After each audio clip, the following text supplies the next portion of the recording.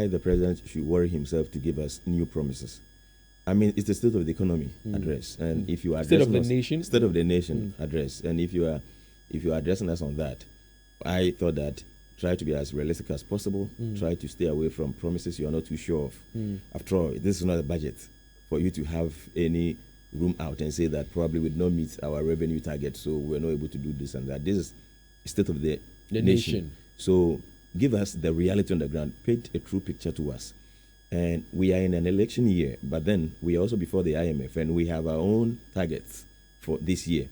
And because we are not too much of ourselves, especially when the international community knows that we've pled with them to really hold on with our financial commitments, we have every reason to make sure that we are being disciplined financially. Now, if you come and tell us that I will do this, I will do that, when you know very well that you cannot do that, or is it the last, is some fine way of telling us that he is still around, the promises are still on? But if you promise and you cannot deliver, or you promise and people don't believe in the promises, then what have you done? And listen, if you join us on Facebook right now on Love in the Morning, follow us on Love in the Morning on Facebook.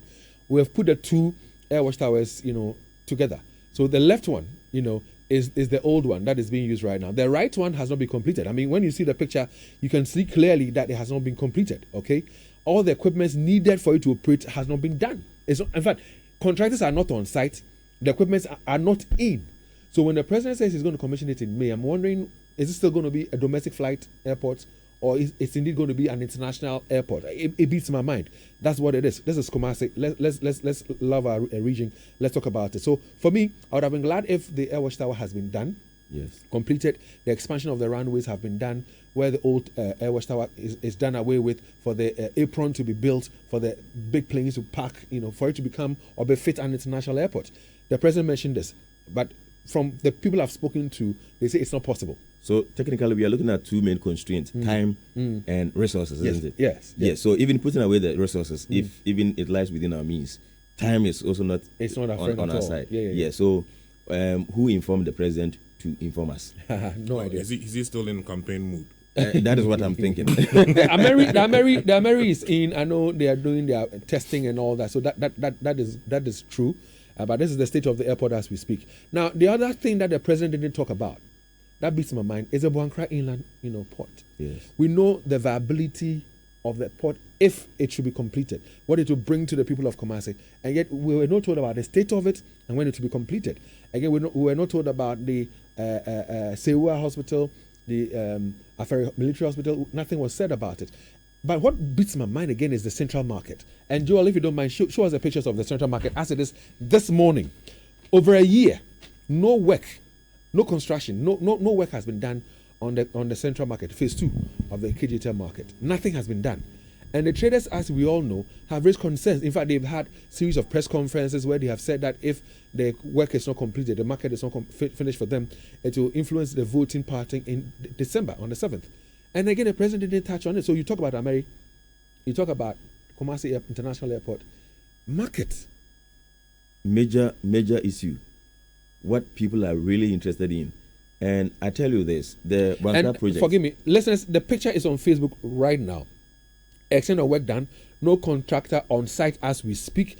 This is the state of the phase 2 of the Central Market. This is phase 2 of the market we're talking about. No activity going on there. And yet we moved away traders, said they should leave the place for work to be done, and then they will be brought back to have a more conducive environment to trade. They agreed, they have moved away, in fact, reluctantly, but this is the state the market is in right now, over a year, no construction taking place. Please go ahead. Yes, so you see, the Buankra project, for example, there is a huge hidden development there by the private sector. Almost all the lands there have been acquired, and people are waiting for the assurance that the project will be completed, like just to be sure that this project will go as expected, and then they will start their own project. So that place has huge potential for growth, but because the government is not giving any assurance, the people have also relaxed. Now, if you want a land to buy there, it's very, very expensive because it's almost like the place has been exhausted. And so for us to have that development in Ashanti Region, I think that is a major way out, and the president must really pay attention to those. It will open up the region. Yes. But when you said, as an economist, do you sincerely believe that the president could not be able to complete the Buankra, No. You see, I don't expect much developmental project this year. because of our position now. But let's be honest, even at the micro level, in our various households, if you owe me and you tell me that you don't have money, so please, I should hold on. I should give you some space or some moratorium. Only for me to realize that you are putting a 4-story building in your hometown. I'm here to this come up as supervisor building. So the micro is struggling, the macro is also struggling. Yes, obviously. It will trickle down. But the reality is that we are not in a position to embark on, huge project works. But we've left that project to the mercy of the weather. And that is problematic as well. So the central market, I understand you're saying nothing was said about it. And we showed you pictures of the state of the central market currently. Let's talk about the free SHS. Yes. He says they're going to see an improvement. Is that enough for you? No, it isn't. In fact, he didn't tell us anything. All that he said was that it needs improvement. But my point was he talking about review that will lead to an improvement? Because honestly speaking, I have always maintained that the way and manner we implemented free HSS wasn't good for a poor country like us. And I still hold on to that. I strongly believe that if we do review, that would help. We cannot implement it, go the way we are going now. We don't have the resources. And off air, I was telling you that the president made us a promise that he was he'll be back home, tell us where we will get money to run the program before he tells BBC and the likes. But he never told us.